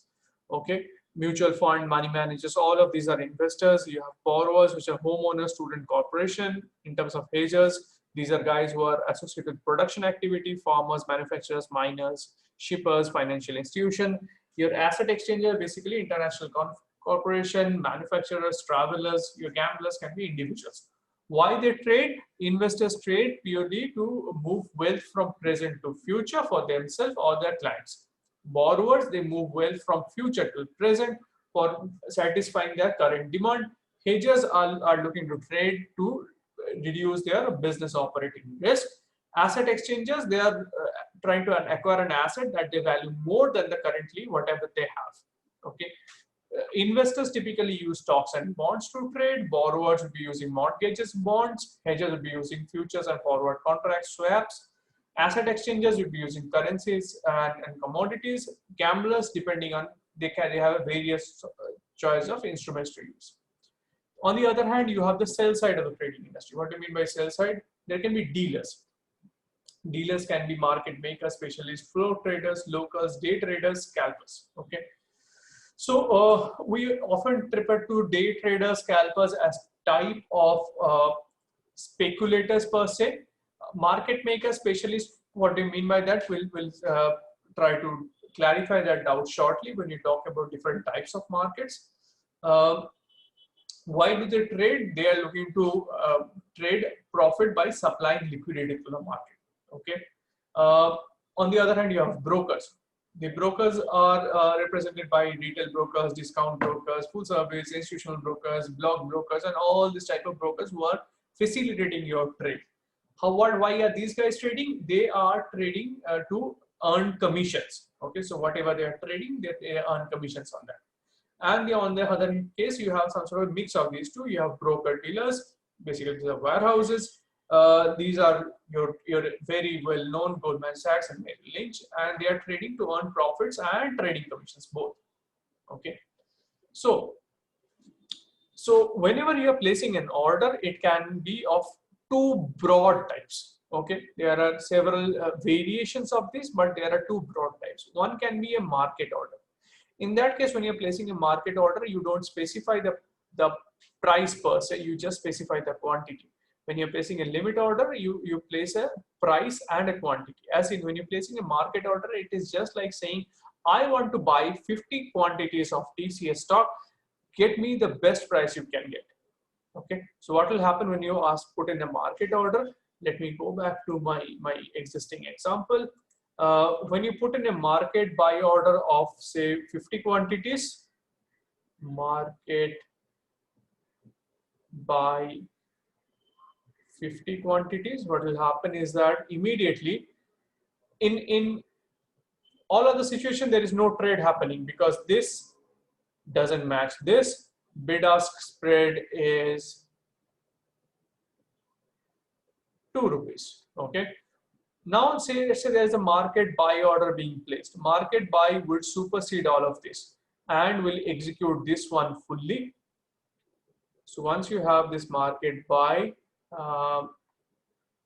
this will get fully executed. This will get partially executed. Okay. So what will happen to the LOB after this one? Your buy side remains intact as it is. Okay. Your sell side, this will reflect because here 20 quantities got traded. For the second one, 50 quantities you put an order, so there are 30 remaining, so 10 will be outstanding. So 100 to 10, 105, 100, 106, 300. This is price and quantity, ask side. Okay, is that clear? When you're putting in a market buy order, when you are putting in a limit order, okay, let's say you put in a limit order at 100 for 20 quantities. Depending on what price you are putting in, because you are putting in a price which is greater than the current highest bid, you'll supersede that bid and go to the queue, top of the queue. Okay. So that's the limit order. So when will a limit order get traded? Only when there is an exact matching trade coming from the other side, or the exact matching order coming from the other side. Okay. So if someone now comes in and places a limit ask order or a limit sell order at 100 for 50 quantities, part of this will get traded. So this will get traded. So this will get traded and there will be 130 remaining in the books. Okay. So this is how a limit order and a market order will get traded. Market order, you know, don't need, so your limit order, you specify price and quantity. Your market order, you just specify quantity. There is no specification of price. That will get you the best price. Okay. Now, what is the risk of a market order? It may end up at getting traded at prices much higher than what you expect. Okay. Any doubt so far?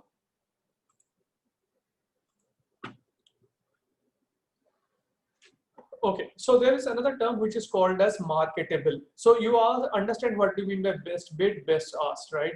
So let's say there is a limit order book and there is some existing bid and ask offers in the market. Okay, so if you now place a buy order, okay, and you put it as above the best offer, your trade becomes marketable order. Okay, so if you put in an order which is better than the best offer, it becomes a marketable offer. At the best offer, it is still a marketable offer. Okay, so what do you mean by marketable offer? It's a limit order. It's a limit order with a specification of a market order, so it will get traded immediately. So best bid, best offer. So best bid is on the buy side, best offer is on the sell side, right? So if you are putting in an order, so let's try to compare this. Forget about whatever we had with the blue ones.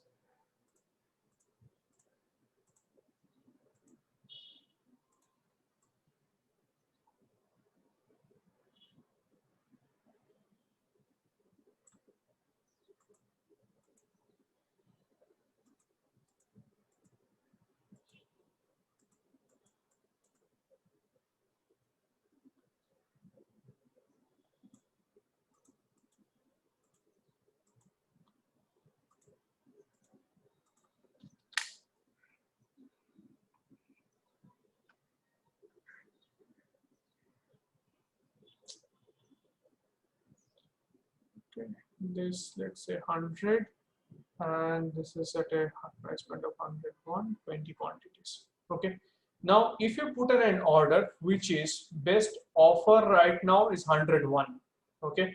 If you go 101 or higher, you're putting in a buy order which is at 101 or higher, your order is called a marketable offer.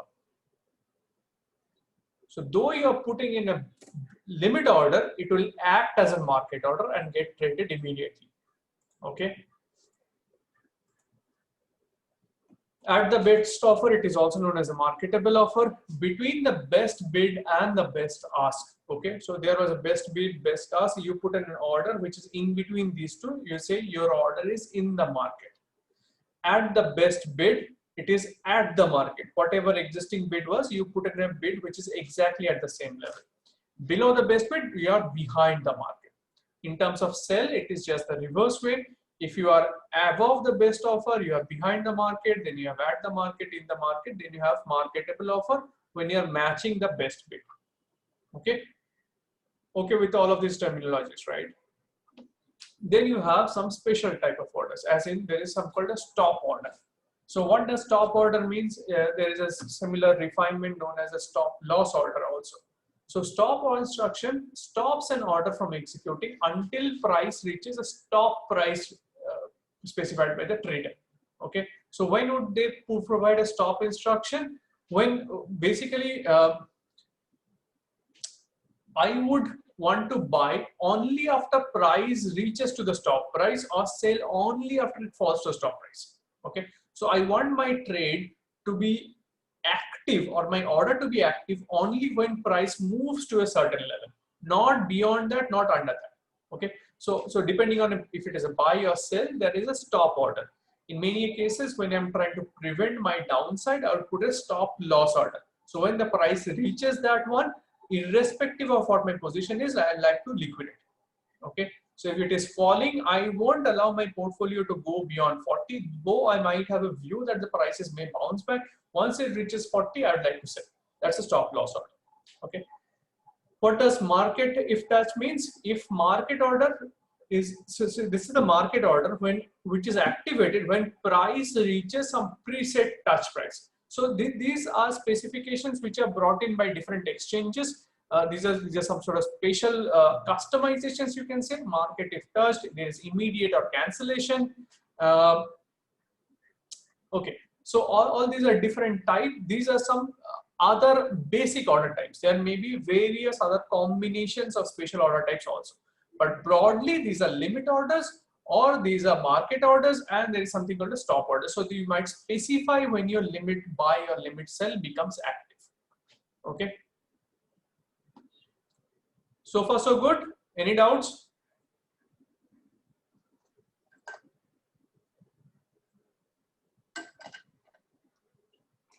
Okay. So type of markets. So when you have a code-driven dealer market, what do you mean by that? So say for example, the examples we are showing was a pure order-driven market. Okay, like we have in case of NSE.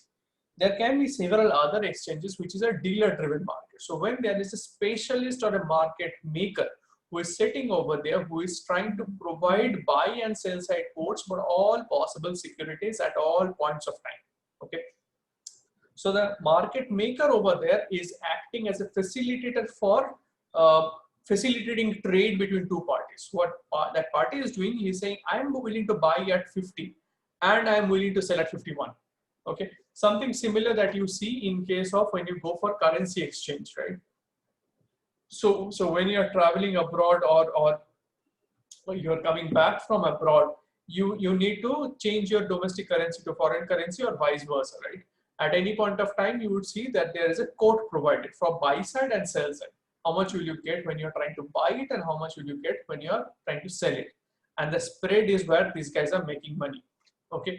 So in a quote-driven market, so dealers will be participating in every trade. Okay. So what is the motivation between for these dealers? Can anyone tell me why are these guys trying to do that? They are not looking to take positions. Why are these guys looking to trade?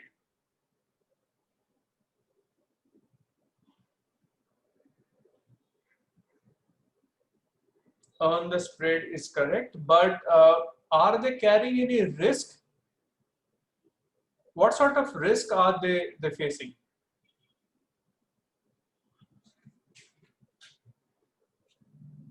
Which typically you don't see too much in case of a limit order driven market. These guys are these are market makers. In some cases they're called specialists. There are variations, but overall these are similar. Market makers or specialists.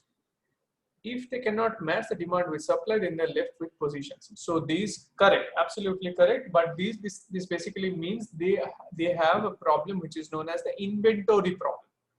Okay, they might have to carry inventory which they are not comfortable with. Okay, so they might have excess or shortfall of inventory depending on the conditions. Okay, so these dealers, they earn the spread, but they also run the risk of having to provide at different points of time. Accordingly, they are carrying the inventory risk, which is not there in case of a limit order driven market. If they can match trade with, so in most cases, they would facilitate, they would reverse their positions very quickly, right? So there'll be buy order, sell order, they will match it and then trade it so that their inventory is matched. They are not carrying excess inventory, or they are not carrying too less of inventory. Okay, but in case when the market is not liquid enough, they might have to provide for that shortfall and be in a poor position themselves. The other opposite of a core driven market is, as we said, is a limit or order driven market, where there are no intermediate facilitators. Okay, so there are no facilitators who are participating in every trade. You and me want to buy, you and me want to trade, would be placing our orders in the exchange. If these two match, they will result in a trade. If these two don't match, they will be lying in the limit order book till a third party comes in and trades with either of us. Okay, so there can be brokered market. So in brokered market is basically there's an intermediate broker who is trying to actively match buyers and sellers in that particular market. In many cases, the markets are not of a singular type. They are often called hybrid markets. Okay, so do any of you know what is the market opening time in India? I suppose most of you know, but yeah, what's the timing in India? Market opening time?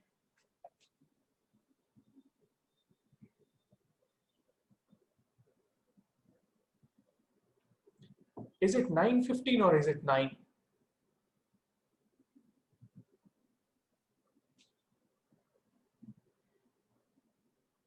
Orders start at 9, but no trades happen between 9 and 9:15.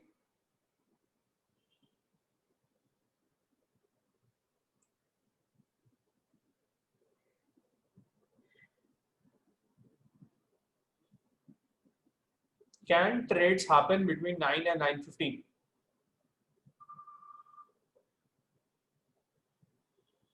So it is not bulk. Bulk orders, bulk trading is a different floor altogether. Market orders, I think retail investors can't trade. That's not correct. I'll explain what happens between 9 and 9:15. Okay, so this you can just read. This is a different type of market and what type of market it is. So dealer market, oral auction, order matching, brokered markets.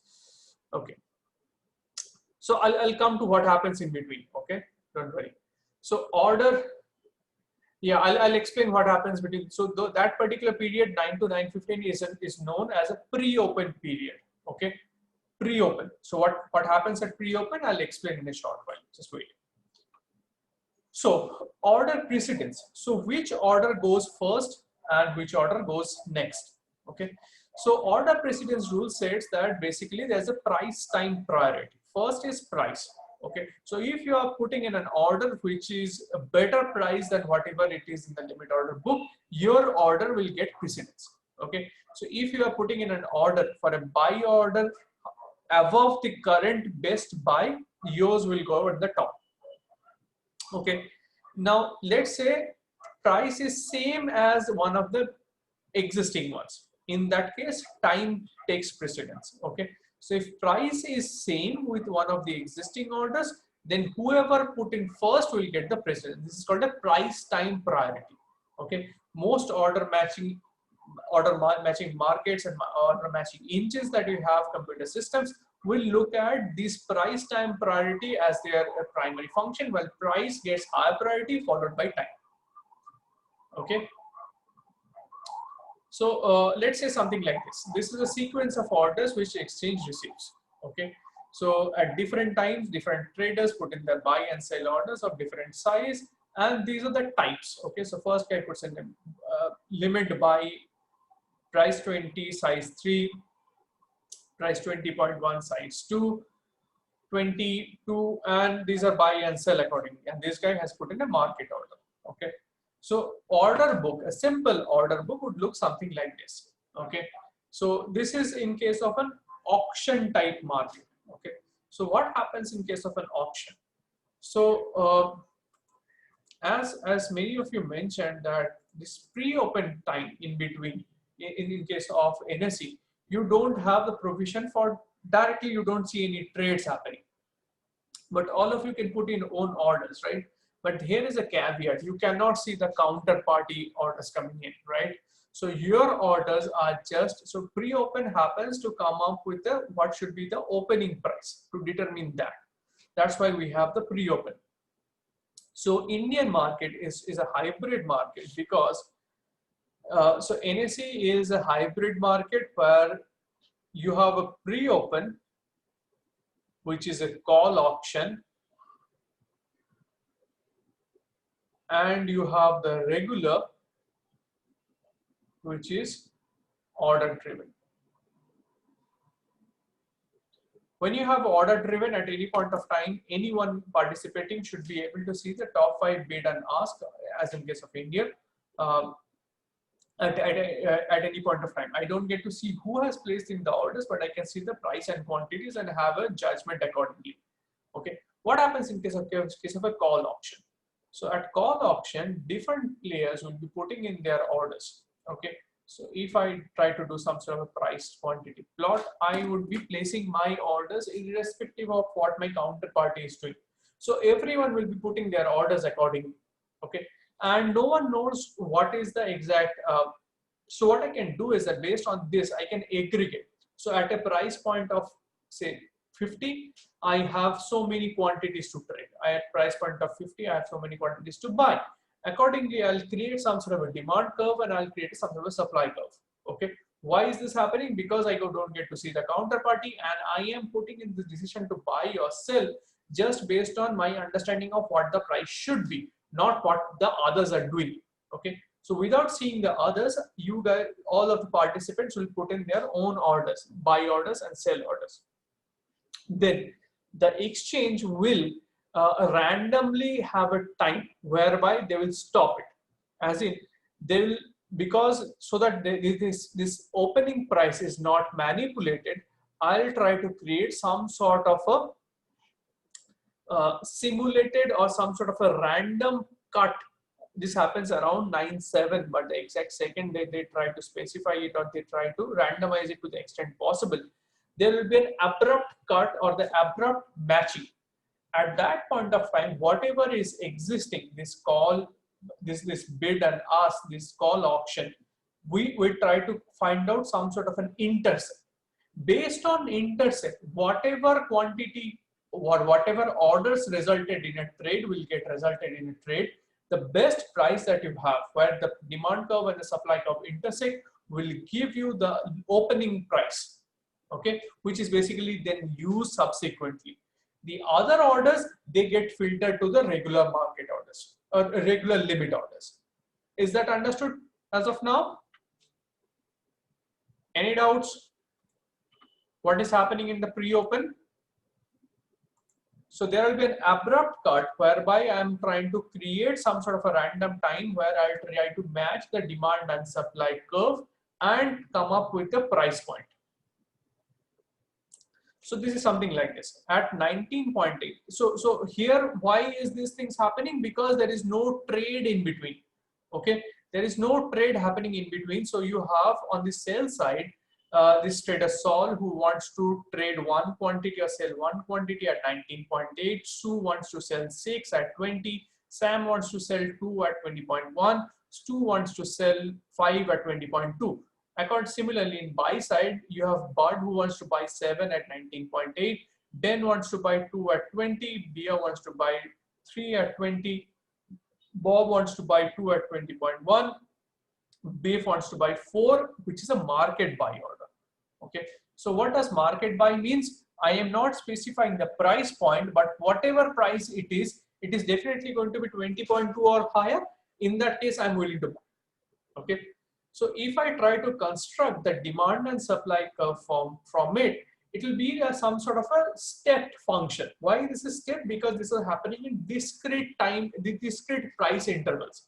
If there was more granularity, rather than this looking like a step function, this would look like a more of a curve. Okay, so now you have a, how did I create it? Look at the supply side. First supply side, so for supply you look at the sell side. First one you have 19.1 and you have 1. So at a price point of 19.1 you have quantity which is 1. Then you have 20, you have 6. Okay, so at price point, so at 6, so you have this entire thing. Okay, from 1 to 7 you have this due to this particular order. Okay, so every order is going in as a new price point and the quantity. Okay, so yeah, at 20 to 20.1 you have 2. So 20 to 20.1 you have 2 quantities. Then 20.2 you have another 5 quantities, I suppose. Yeah, this you have as your supply schedule or supply curve. From the demand curve, for which I construct, demand curve would be on the other side, right? So first I will start with what is my best demand, my best buy, right? But I don't know the price because it's a market order. Okay, so I won't put in anything for the price, but I'll put in 4 quantities. Okay, so this is where we have, so it will start at 4 here. Okay, so when you are aggregating it, if you start from this one, so this will be 4 at price which is not known to me, followed by, this was at 20.1, I have 2. Okay, so I'll start this one as 20.1, I'll have 2. I don't have anything to the left of this because there is a 4 market buy order. So 4 is being matched in the x-axis, and I don't put in anything in the y-axis because I don't know what price it will get executed at. Okay, so 20.12, 20 you have 3 and 2, so total of 5. So this is your demand curve. This is how it looks like. Okay, so you have a demand curve, you have a supply curve. Now if you abruptly stop it at 1029, when Bud put in his buy order, what do you see as the equilibrium price?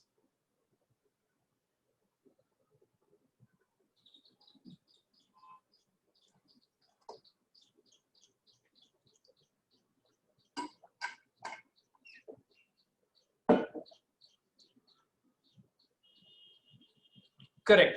20 is the equilibrium price where there is intersection. Okay, 20 is the price where you have intersection, and there will be some quantity which gets traded. So if you are coming up with a pre-open, this is 20 quantities is where you'll have it. Okay, all clear till this point? Sir? Yes, yes. Sir, I have a doubt. So, for example, there are some days where they actually open and it hits the circuit right at the beginning of the day, right? Mm-hmm. Then how do the trades, how are the trades done in that particular scenario? So all the pre-market, the orders which I put at the, between that particular point of time, do all those orders get fulfilled, or how do they go about it in case of that? Come again, please, Sane. I didn't get your question correctly. So in some cases, what happens that in the absolute opening of the trades, the stock. So you're saying this is the pre-open period or the regular period? Pre-open, sir. Pre-open. So basically, in that the stock hits the circuit. So 5% is the circuit. For example, Yes Bank opened at circuit. Okay, so then how do they decide what orders will be kind of executed? So all those orders will be executed. So for example, I have 10 orders at 10 buy orders at T plus 5%, and 15 sell orders at T plus 5%. So all those 10 orders will get executed. So based on so basically they'll be conducting some sort of a call auction, right? Based on the call auction, whatever of these can be matched with each other based on the price point that you have mentioned, those will get executed. Okay, sir. This is just to determine the opening price, nothing else. Okay. Okay. So understand, the objective of pre-open is just to come up with an opening price. Yeah, the class ends. Those of you who have any doubts, you can stay back. The others you can leave, definitely. Yeah, there is no more material covered. So we stop at single price auction. We'll come back and resume from this one in our next class. Okay. So the objective of pre-open is just to come up with an opening price. In that process, if there is any trade which happens, that's fine. The objective is not to have any trading platform per se. It is just to determine what should be the opening price for the day. Okay, sir. Okay. Yeah. Thank you, sir. Yeah. Thank you. Any other queries? Okay. So see you guys on Wednesday. Okay. Thank you.